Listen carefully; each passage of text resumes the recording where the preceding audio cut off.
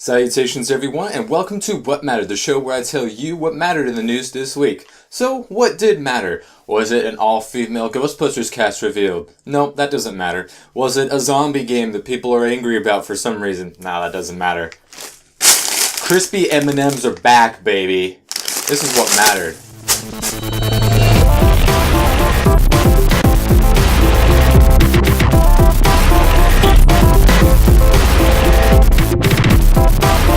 We had quite the week in news this week, and let's start off with Apex, the video game fighting tournament with such games as Tekken, Street Fighter, Super Smash Brothers. The hotel that they were going to hold the venue in was condemned. Someone held their towel on a sprinkler, fire alarm went off, fire marshals came in, they were like, you know what, this hotel actually isn't safe, everybody out. So they had to wrangle together a new location, get all the equipment there, and set it up. It was astounding that all the people just came together and were able to pull this off. It looked like Apex wasn't going to happen, but they changed the location, they had a lot of help, and it's streaming right now on Twitch. It'll probably be on the front page somewhere if you would like to see it. And of course the schedule has changed, so go ahead and look for that. Love watching some Super Smash Brothers in competitive, and can't wait to watch it as soon as I'm done filming this show. And of course, it is Super Saturday today, Super Sunday being tomorrow, where the Super Bowl is held, or the Superb Owl, if you're, copyright infringement. And everyone's wondering who's going to win the game. Well, I made 2 videos this week, including one I made today, with some Mii fighters that you may recognize. To see who's going to win the Super Bowl. I played some NFL Blitz 2011, very, very up-to-date, that game. And I played some, I had the computer play some Super Smash Brothers with a couple of Mii fighters in Tom Brady and Russell Wilson to see who would come out on top. And I think both videos are pretty darn good, so I would definitely recommend checking them out. And who do you think is going to be winning the big game?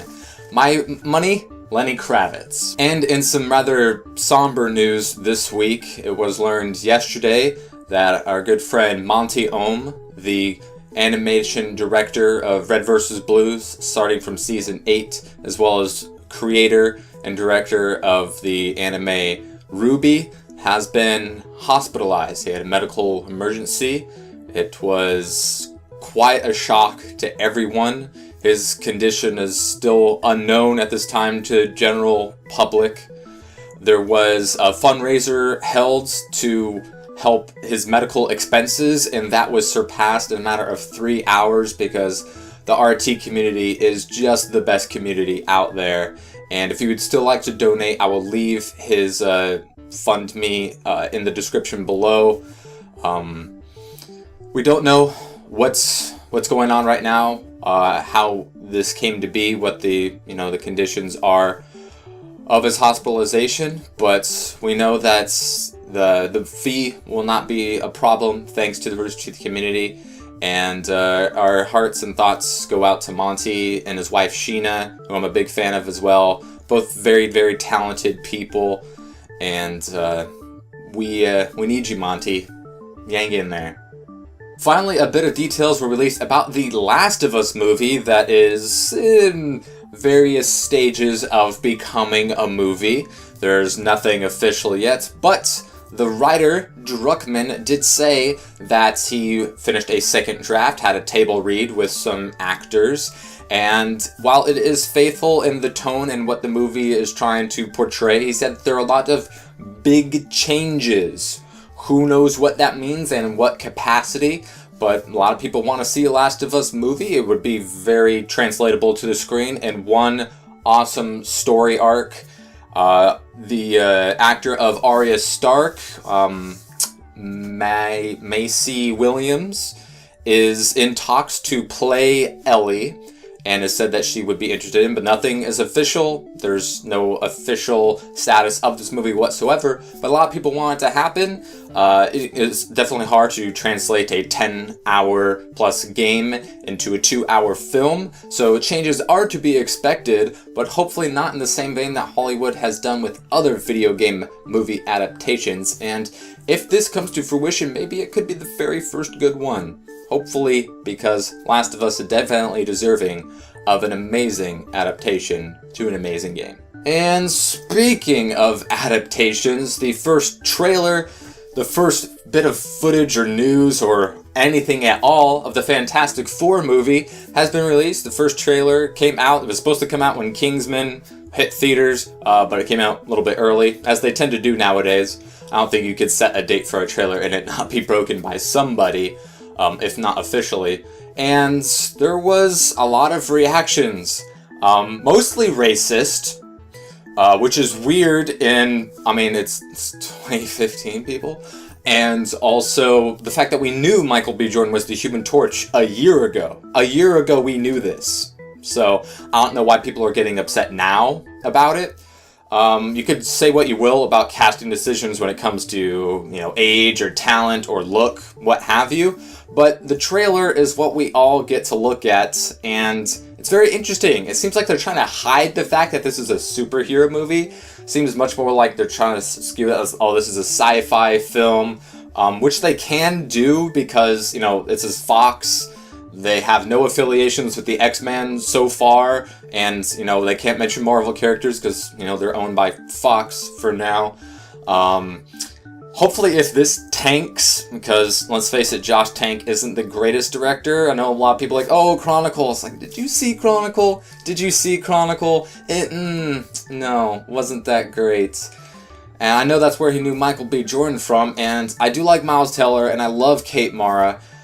And I know that they're making changes to the film, and it could still be good because other, movies from Marvel or non-Marvel have showed that if you stray away from the comics, you can still do some awesome stuff. But the track record for Fantastic Four and comic book movies as a whole, outside of Marvel and the recent Batman trilogy, is not too good. Not too good at all. It definitely looks darker and serious in tone than the other Fantastic Four that we will not speak of.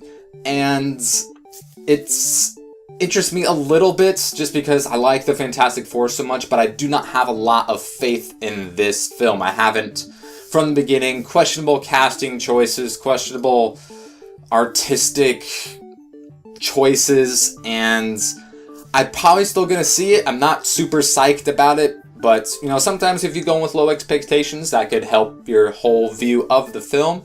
But overall, I'm just kind of really not getting my hopes up. Tomorrow is a new month, and that means new free games for PlayStation and Xbox people. For Xbox One, they are getting the new game iDarb, which is an acronym for I Draw a Red Box. A crazy looking game with a whole bunch of different characters. This weird pseudo-sport looking thing.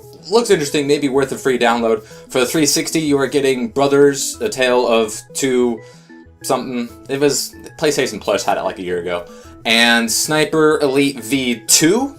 So those are your Xbox free games for gold. PlayStation 4 owners are getting the critically acclaimed Transistor game, known for its beautiful artwork, fantastic RPG elements, and wonderful music. So highly rated game for PlayStation 4 PlayStation Plus subscribers. PlayStation 3 owners will be getting the new Thief reinvention game from last year, as well as Yakuza 4. PlayStation Vita owners are getting the game Kick and Finnick, and all platforms will be getting Rogue Legacy.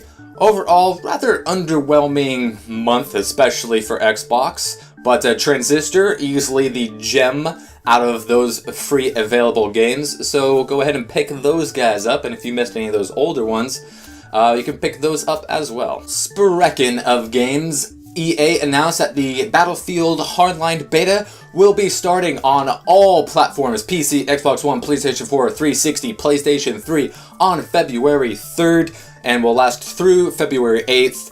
I'm very, very much anticipating this beta. This beta will decide for me and probably many of you if this is worth a buy. Big fan of the Battlefield franchise. I think Battlefield 4's beta was the most fun I ever had with a beta and easily made that decision for me to buy this game or not.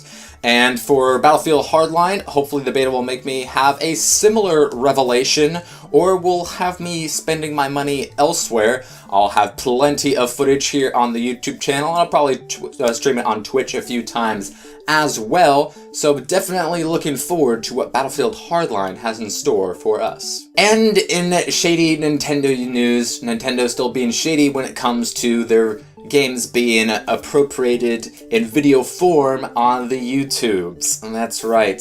Many of you have probably heard about this. They're rolling out a new affiliate program. You know, ever since 2013, they've grabbed all of the revenue from all videos that had their games in them, which led many YouTubers to not have Nintendo games on their channels. That's kind of a lose-lose right there, and Nintendo not one for keeping up with the times. Remember, the Nintendo Wii didn't even have HDMI support. It was backwards, and now with this, it just doesn't make any sense, YouTube. They're giving people who go with this affiliate beta program 60% of the profits, 70% if they exclusively upload Nintendo content, and that's just, that's not gonna help Nintendo. You want your games to be everywhere. You're struggling right now. The Wii U sales aren't amazing. Your hardware sales aren't amazing. You're not getting a lot of third-party support. Not that you need it a whole lot right now, because they have a whole lot of awesome games that just came out and are coming out for the next year. But to help sell those games and your console, you need to have more people see it. It's free advertising is what it is, and it's free advertising. You take a look at Minecraft, a game that wouldn't be a $2 billion game without YouTube. You take a look at, so many other games. There's like a whole genre now that's YouTube games. Take a look at like the Goat Simulator or I Am Bread, or just really stupid, games that are just made, and scary games as well, that are specifically made so that people will play on YouTube, have their reactions, and then people will watch it and want to play that game too. That's a formula that works. And if you're not wanting to be part of this, you're saying goodbye to a lot of moolah.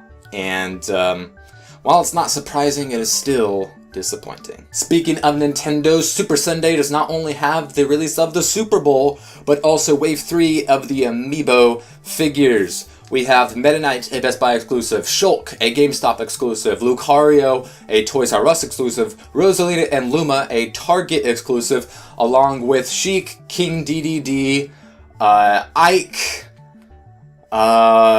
Toon Link, Mega Man, Sonic. I believe that's it. And I want like a lot of those, so Super Bowl Sunday, guess where I'm gonna be? Right, at a Best Buy before it opens. But any Hootie and the Blowfish, you guys need to get on these Amiibos super fast because they sell out super quick, and sometimes it's impossible to get one unless you play a pretty penny. Just ask my Captain Falcon Amiibo about that. But they're already out in Europe, and of course you could, buy them from other places. Definitely want to buy them sooner rather than later because the price is only going to go up as scarcity ensues. But they're so awesome, I needs them all. And in a week filled with somber news, we have the announcement that Jake and Amir is ending on College Humor. They have 8 more episodes left that they will be reeling out, 1 a week for the next 8 weeks to have it land on the 8-year anniversary. So 8 years in total of Jake and Amir. And that will be the end of it. Jake Hurwitz and Amir Blumenfeld are leaving College Humor to explore other opportunities as far as writing and acting and doing other stuff that they would like to do that they would not be able to dedicate as much time to if they kept with their super popular web show, one that I've seen from the very beginning when it starts with Economic Crisis, which was the first, Amir and Jake and Amir platform Jake and Amir video. I know like Quick Characters was their first video. I've seen every single one that they've ever made, and so many good ones. And it's sad to see it go, but at least they're going out on their own terms. A lot of people are speculating, are they ending this because they're getting their show on TBS? Well, as for those of you who might remember, my very, very, very first What Mattered, like 13 months ago, mentioned that Jake and Amir pitched a TV series to TBS, and it was being considered, and they're still being considered right now. There is no word on if they're getting greenlit or not. On their If I Were You podcast, they trended the hashtag greenlight Jake and Amir to tweet at TBS Very Funny that you want a Jake and Amir TV show. I did it, as well as plenty of other people. So hopefully that works out for them. If not, any other endeavors they would like to pursue, I wish them the best of luck, because they gave us 8 long years of quality, weekly stuff, and that's not something most television shows can ever say. So thanks, Jake Witz and Amir Balloons. You guys rock. Any Hootie and the Blowfish, that is what mattered this week. If you would like to know what matters in the future, you can hit the subscribe button, and I will see you guys next time.